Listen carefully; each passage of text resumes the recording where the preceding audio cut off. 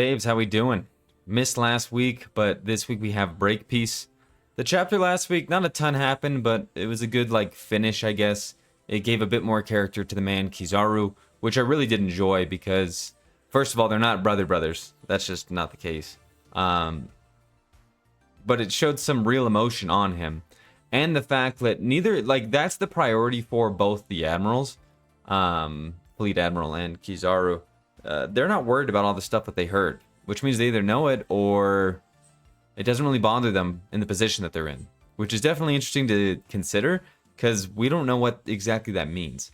That's not what this video is about, though. I did miss out on last week because I was in Canada with my girlfriend and her family. It's a really good time hanging out, saw a bear, went on a lot of hikes, went on a lot of runs, enjoyed some really pristine blue lakes, and had a good time.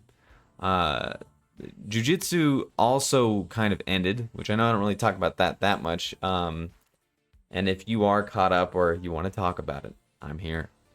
But back to the task at hand. Imu and the Gorosei. Something that I didn't think we were going to see for a while, but as everything's kind of coming to pass, we needed these final players to kind of be put on the board and for us to kind of see where they're at. And I don't think this is much of a theory. It feels confirmed from my point of view. Just because it wouldn't make sense otherwise. It doesn't make sense otherwise. So let me just say the point that probably is the title of this video. Obviously, I don't know what that is yet.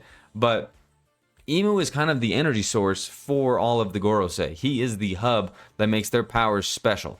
You can see that all the way back from when Sabo first sees them. We don't see them all together at that point in their true forms.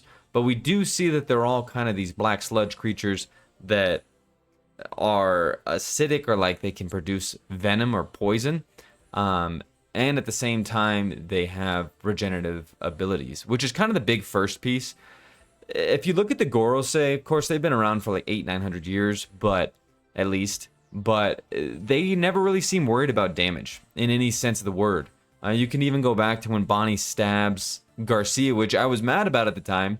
But he himself was like, if I didn't want to be stabbed, I would have dodged it.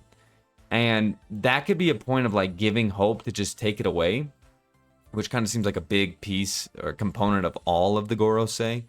But there's also some other things, especially the most recent, which was the hockey blast of Conqueror's Hockey from Joy Boy 800-900 years ago.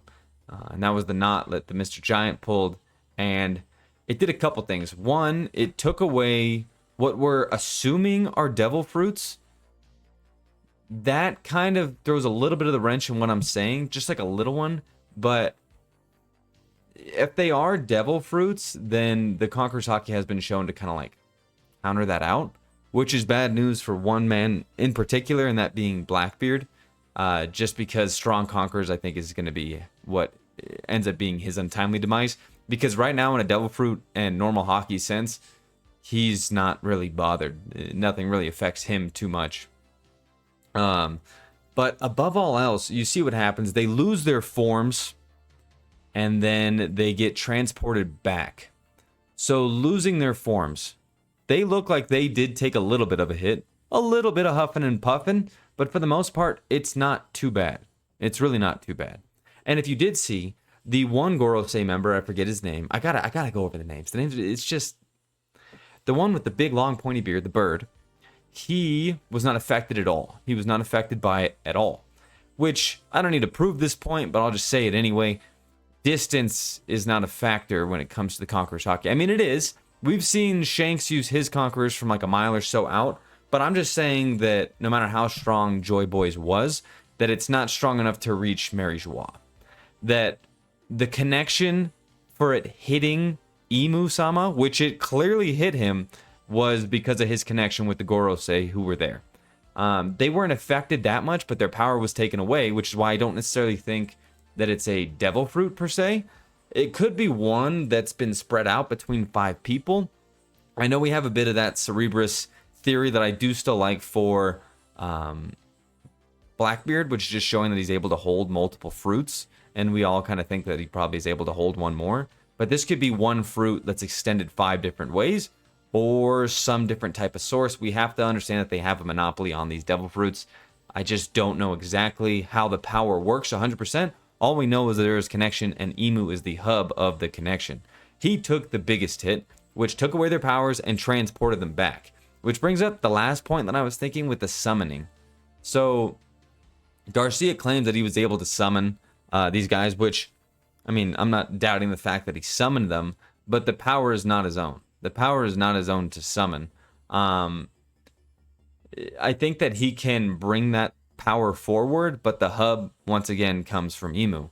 When he leaves the boat and comes there, it almost makes you think that their bodies are just a shell of their being. That their being is being housed somewhere else. And I'm telling you that it's being housed within Imu's realm, within Imu's power. It's kind of, that part's a bit arbitrary. But at the end of the day, we all know that it's super connected, that he is the hub of their energy. But when he first gets summoned, I went back to look at what exactly he says.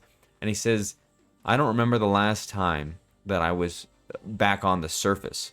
So it's some demonic power, which we know, but the demon lord, I guess you could say, the Kaguya, hopefully not, of this world is Imu. The only part that I almost struggle with is because they're able to regen so much, and we've seen a lot of their regen. We've seen them take some hits. If you go back and look, they were taking hits on hits on hits. Especially there at the end with the Booming Dawn, I think it was. Was it Booming Dawn? Might not have been Booming Dawn. The one with Bonnie and Nika Punch. Was it Nika Punch? I don't remember. Anyway, with Luffy and Bonnie hitting Saturn, he looked like he was actually taking damage. But it looked like he kind of just went offline because we see him standing as if nothing happened before.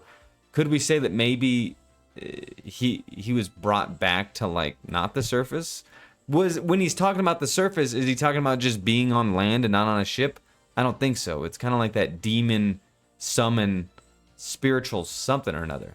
But Imu's power to house them in this realm also gives them this endless amount of not only energy, which is why I don't think it's that their individual powers are necessarily tied to a devil fruit. It's just because Imu houses everything, all their energy and all their power. And when Conqueror's Haki, which seems to be, I guess, his weakness, I think it's going to be a bit more deep than that. And it's going to be much longer than Luffy or anybody's able to blast something like that out. That was an insane amount of Haki, the craziest amount that we've ever seen. And the boy Kizaru blasted it, withstood it, endured it. But yeah, I think that's all we're going to see from them for a while. I think that they're still going to be acting. But Imu now knows that that's probably, that's probably it. That's probably the end of One Piece that's beginning. And he's like, I need to cleanse the entire world before they cleanse me. I think that means he's going to bust out the Straw Hat. I think that means he's going to be busting out these ancient weapons. But he's going to start to take drastic action with his puppeteers. As the puppeteer with his 5 puppets. And exactly what they do is interesting. What I found interesting again is they do humanize, they like demonize. They demonize like Garcia, who got like honestly a decent amount of screen time as his like just normal person, but you see him just calling people insects and shit, and he's clearly just a demonic figure that lives or is housed somewhere that's not this world. So that's all I have to say. Hope you guys are enjoying this break piece week. I hope you didn't read the Jujutsu chapter, and I will catch you next week for what might be the first chapter of Elbaf. I do think that that's Loki as the shadowy figure at the end of last chapter. I don't think that's Shanks. I think that would be too soon. But let me know what you think. See ya.